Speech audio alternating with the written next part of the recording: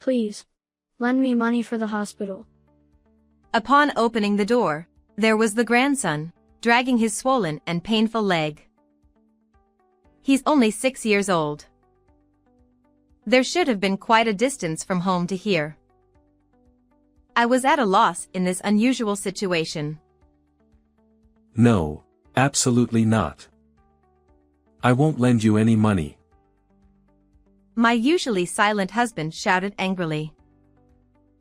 At the cold response from my husband, the grandson had a look of despair. And then, my husband tried to grab the swollen leg of the grandson with red and black bruises. At 60 years old, I have finished raising my children. Even at 66, my husband Gary and I continued to spend peaceful days together, both still working. Gary is a quiet man, hardly speaking. I'm not much of a talker either, and even when we're both silent, there's no tension, rather, it's calming. We have only one child, our son. He joined the military and by the age of 35, he had risen to the rank of major. In that year, at a social event held at the base, he met Tamara and they married. Having attended an all-boys school, our son, who had no experience with women, fell head over heels for his young wife and soon they were blessed with children. Before we knew it, our grandson Scott had turned 6 and was in his final year of kindergarten. However, my daughter-in-law and grandson became sources of concern for me. Our son held a high rank in the military, with a good salary, but his work was busy, and he could only come home a few times a year. As a result, our grandson spent most of his time with his mother Tamara. Tamara's family lived far away, so we, as a couple, would visit them about once a week to check in. But that changed when our grandson started kindergarten. From then on, Tamara's behavior gradually became strange. According to her, our grandson wasn't very healthy, so Tamara began to restrict his outings, food, and contact with others. The time we could spend with our grandson became less and less, until finally it was only for special occasions like birthdays and Christmas.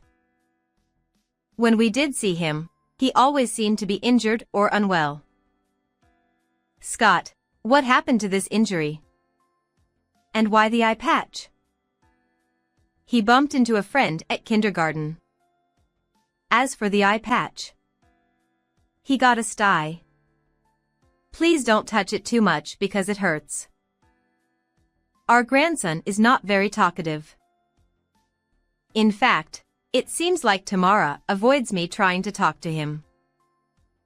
Tamara seems like a calm and ordinary woman at first glance, but when it comes to her son, she becomes like a different person. Scott, here's a pencil for you. You like these, right? It's from that superhero show. What was its name? Use it when you start elementary school. I'm sorry, but he doesn't like those kinds of things. But didn't he mention it the other day? When he was drawing. We're not watching that show anymore. Fighting and defeating. If Scott imitates that violent stuff and gets hurt again, what will you do? If we accidentally give something to our grandson without consulting Tamara, she erupts like a raging fire. While I can understand being concerned about food affecting his health due to allergies, I was surprised when she yelled at me for giving him a box of pencils. He had another seizure at kindergarten. It seems like he forgot his medicine. That's right. It must have been tough. Here, take this, it's a little bit of money for you, from my husband. It must be hard for you to go out. Tell me what you need, and I'll go shopping. Thank you so much.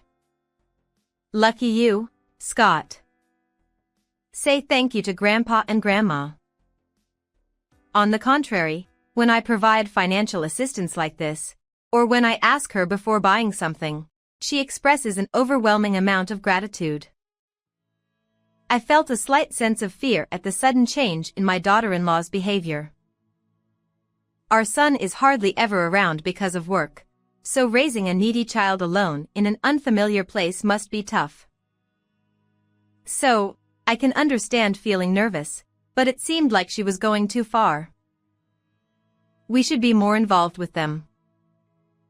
Thinking that, I picked up the phone and dialed my daughter-in-law's number. Tamara, Scott will be starting elementary school next year, right? So, I wanted to celebrate somehow. Thank you. Then, I'd like a school bag. Oh, I see. What kind would you like? Shall we go together to pick one out? No, my husband and I will choose it. I'll let you know the price after we decide. Goodbye. I still had more to say, but she cut me off as if she had finished what she needed to say, leaving me feeling one-sided. She never learns, does she? You too. When I thought he was talking to me for once, what was that about? Even though there was no point in blaming my husband, I couldn't help but let out an irritated voice. I honestly have my doubts about Tamara. It feels like she's just asking for money. And because it's her, I feel like she won't let Scott choose. Even though it's something Scott will use. It's fine. Everyone has their own parenting style. Their parenting is up to that couple. If you interfere too much, you'll just get scolded again. I wondered if my concern for my grandson made me seem like an intrusive grandmother to my husband and Tamara. But Gary does have a point. Maybe it's better to just give money. Maybe that's how we can manage things better. I realized that it might not be a good idea for me, as a mother-in-law, to meddle too much in the life of a young wife struggling to raise her child alone in a place far from home. So, I reconsidered, and for a while, I maintained an appropriate distance from my daughter-in-law and grandson. Until something happened. It was a cold day in early winter. Suddenly, in the middle of the night, the doorbell rang. Wondering who it could be at such a late hour, I opened the door and was shocked by the unexpected sight. Scott? At the door stood my grandson, barely able to stand, in a state that seemed like he could collapse at any moment. His clothes were dirty in places, he only had one shoe on, and he looked extremely exhausted. But what surprised me the most was that his left foot was swollen from the toes to the ankle. He must have taken off one shoe because it was too swollen and painful to wear, due to having taken it off after it swelled. His foot was about a size larger than usual, and it was discolored with bruising, and there was no way he could walk properly. What on earth happened? This terrible injury? And where's your mother? Panicking and asking questions, Scott didn't answer, but muttered quietly. I want to go to the hospital. Please lend me money. After that, no matter what I said, the answer was the same. From Scott's home to ours, it would take an hour even for an adult to walk, so if he had walked. I thought it was no ordinary matter. No, absolutely not lending any money. As I stood there stunned, my husband's voice suddenly came from behind. When I turned around, he was standing with his arms crossed, staring straight at our grandson. Gary. Why would you say such a thing? At my husband's callous response, our grandson's face fell into despair, almost on the verge of tears. If you have time to panic, why don't you hurry up and let him come in? With those words, my husband swiftly picked up our grandson and took him into the house. Our grandson, who had never seen Gary raise his voice before, seemed frightened and started crying loudly. Be quiet. Then, to my shock, my husband, in a fit of anger, tried to hold down our crying grandson and grab his swollen foot. Gary, please don't be rough.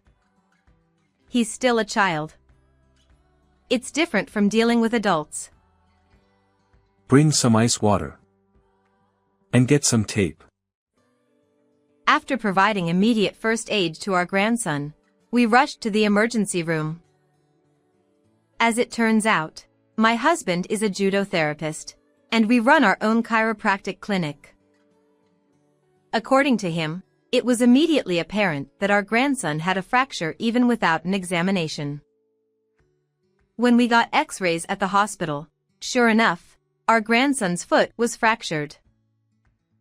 Perhaps due to continuing to walk even after the fracture, the symptoms are quite severe. There may be lingering effects. When the doctor told us that, I couldn't help but gasp and cover my mouth. Our grandson had to be hospitalized for treatment. With so much shocking events happening at once, my head felt like it was about to explode, but I couldn't afford to just remain confused.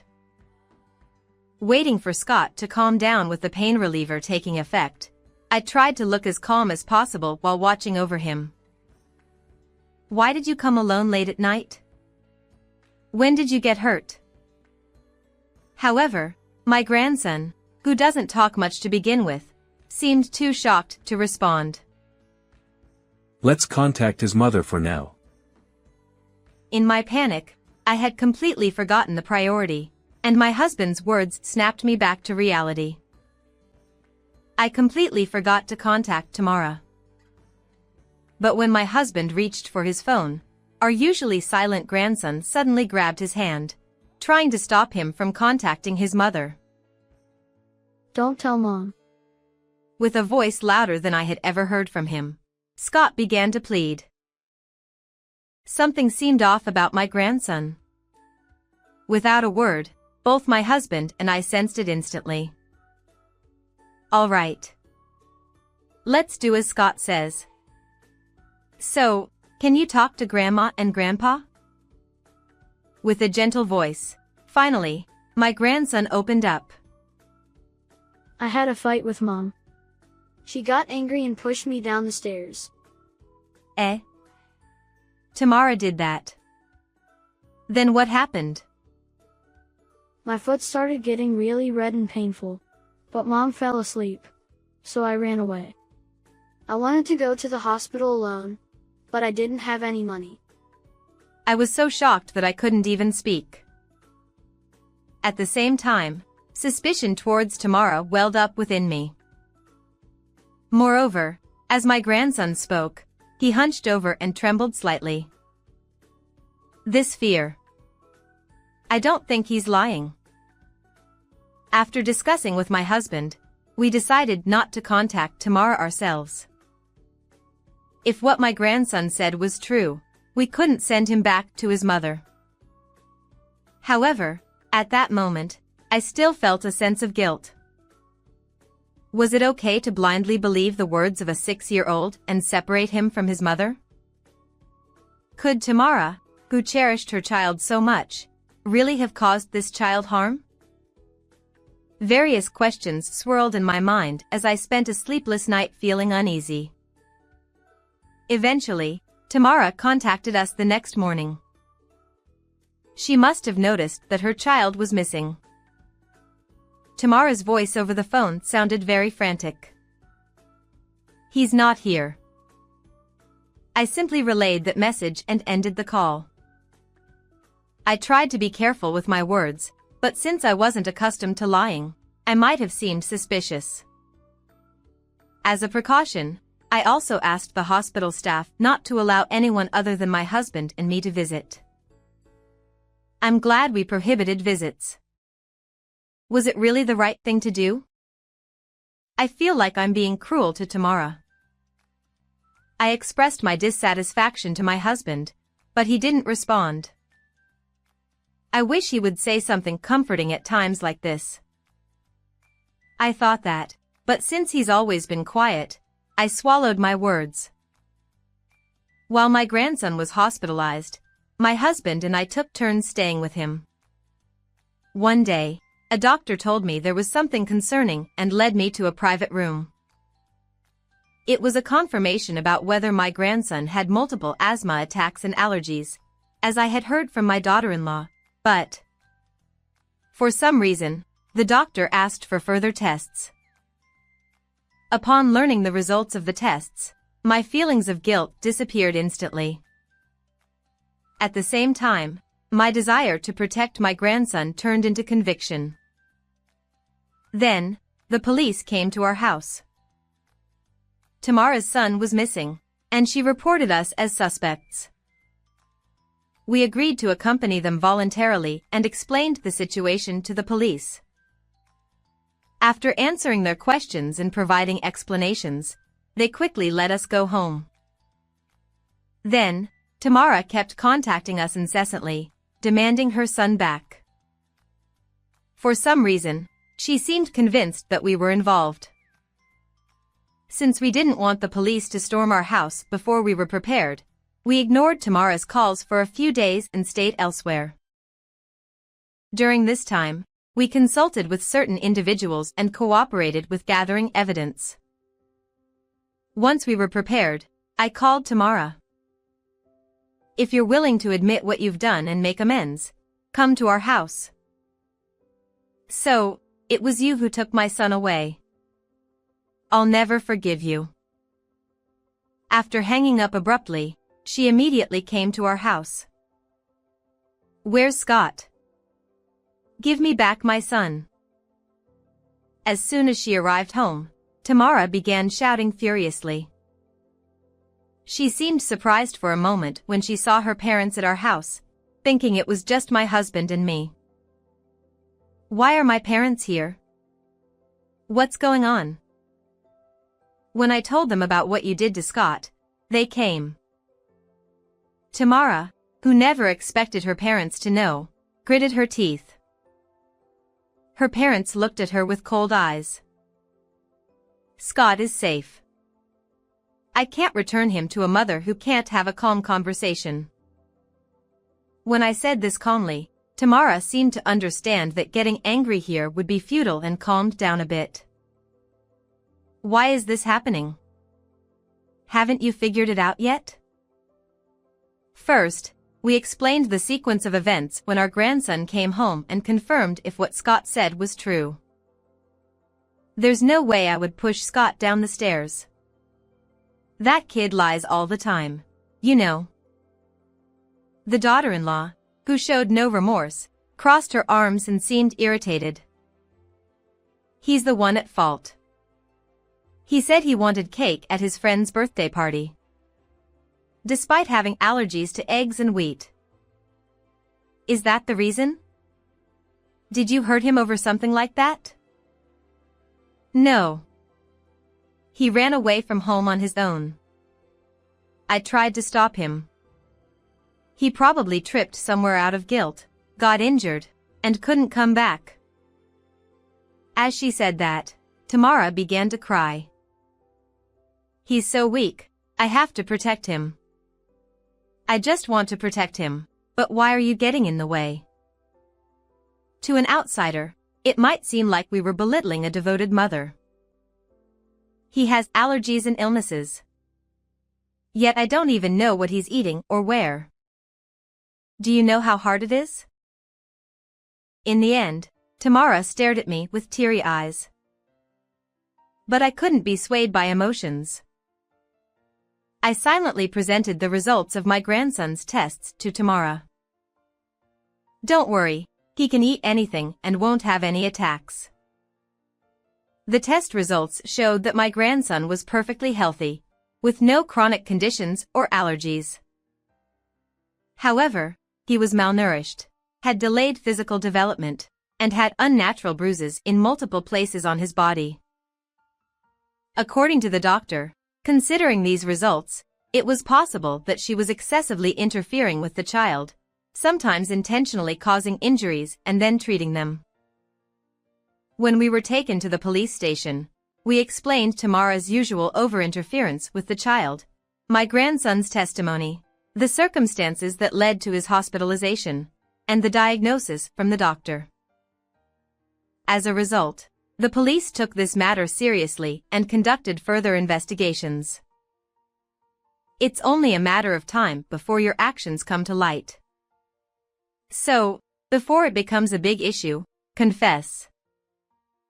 Just as I was about to say that, I was startled. Tamara, who had been emotional just moments ago, suddenly had an expressionless face like a mask.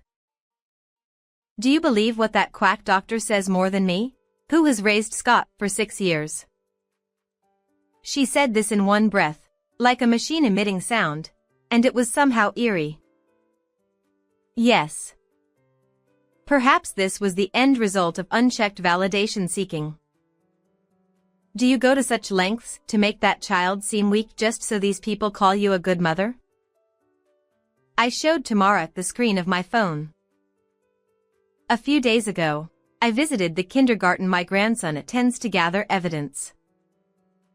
According to conversations with other moms at the same kindergarten, Tamara regularly posts about her daily life with her grandson on social media.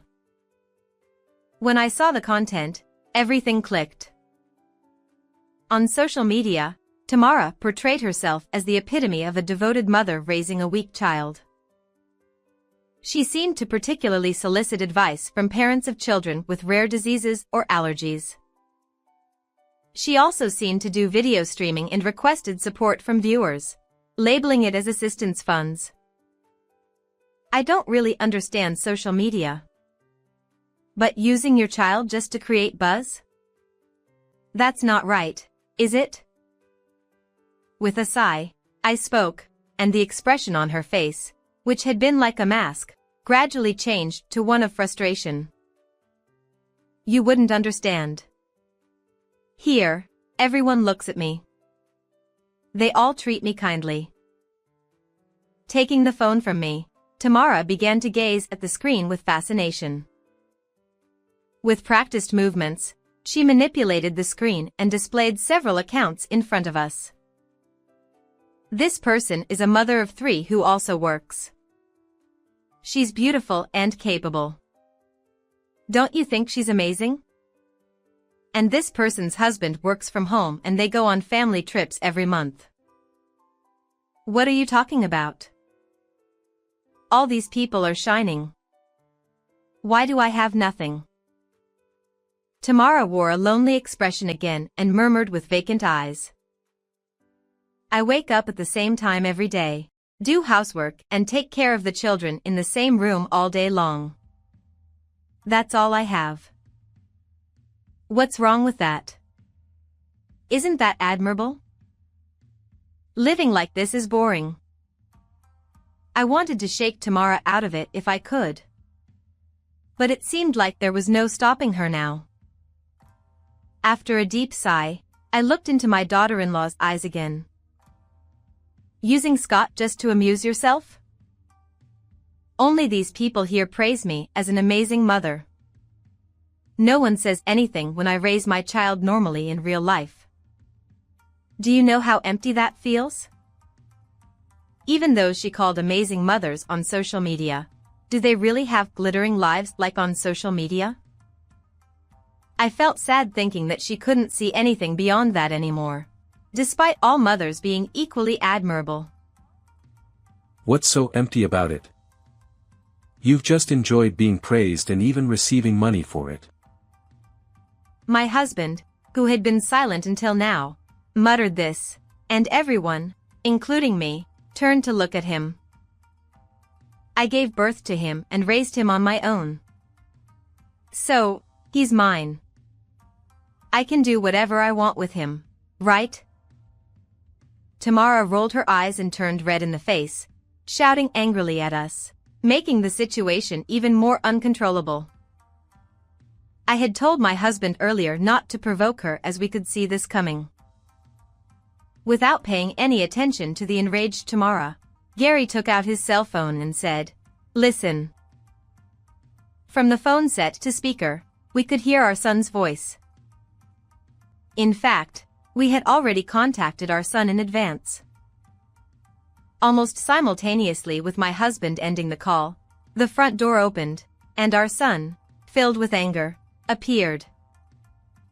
After explaining the situation to him, he immediately took time off and rushed back from the base. "Why? Are you here?" As soon as her eyes met her son's, Tamara's flushed face changed completely, quickly turning pale. Being glared at with an angry expression by a man over 180 centimeters tall, she looked like a frog being stared at by a snake. Divorce me. I'll also claim custody and compensation, he declared, and both my husband and I felt relieved to hear that. Though normally very lenient with Tamara, our son had decided to be resolute this time for the sake of his beloved Scott. No way. Why now, when everything was going well until now?